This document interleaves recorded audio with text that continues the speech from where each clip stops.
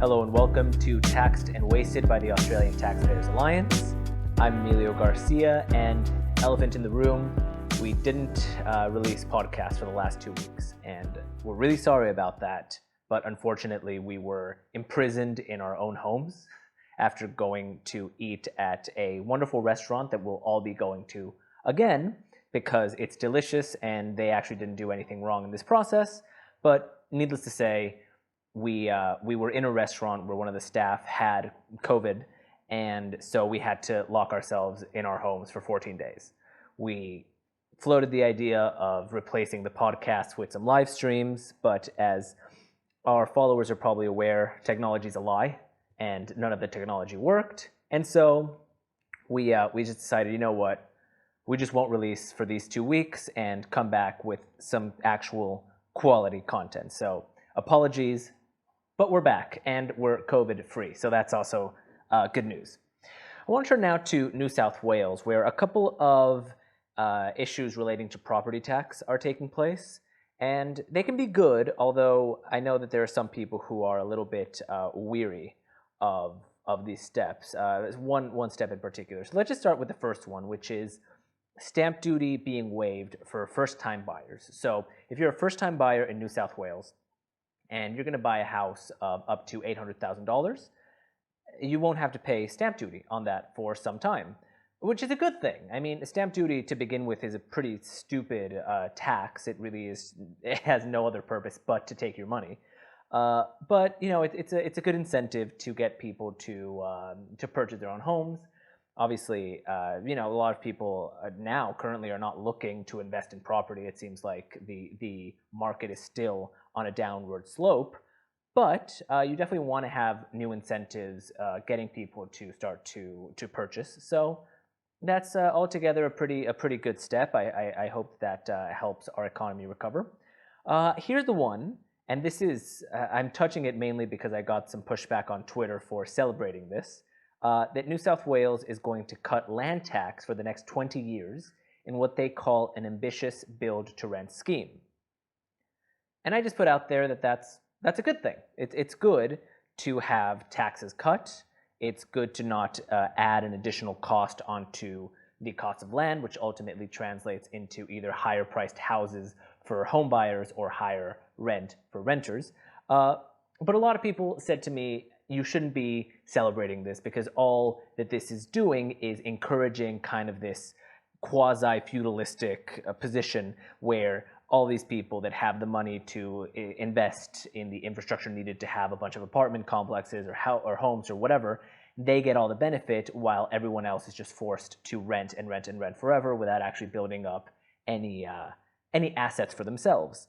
And I totally get that argument, and I do think that it's not necessarily a good thing to have a population that is spending huge amounts of their income every single month simply towards living without building up their assets. But ultimately, I think that in the greater scheme of things, if land tax is slashed for a long time, it doesn't matter what New South Wales says, what their angle is.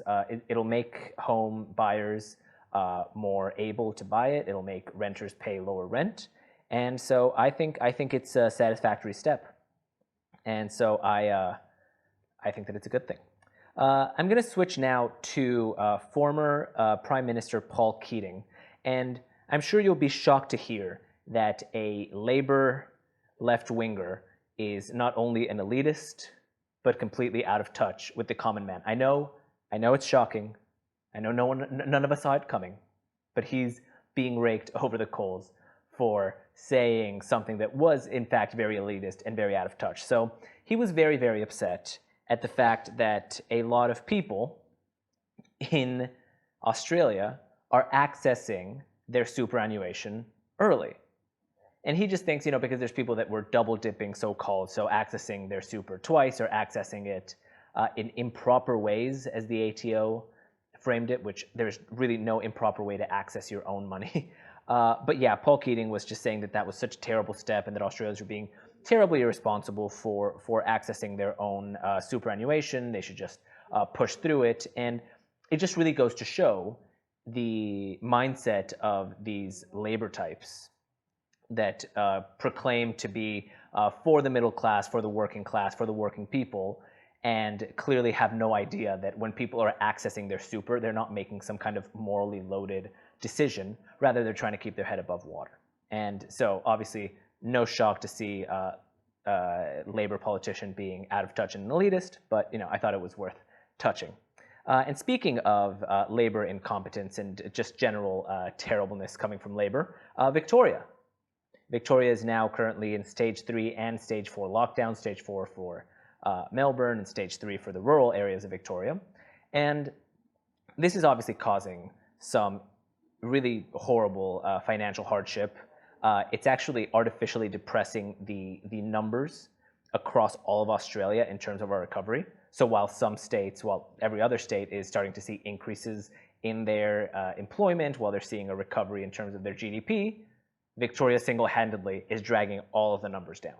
And this is obviously because the Andrews government and the Labor party there generally just completely mismanaged this, and as the rest of the country is seeing COVID cases rather low or completely eliminated, and they're starting to see a path to recovery, obviously they're in a state of disaster.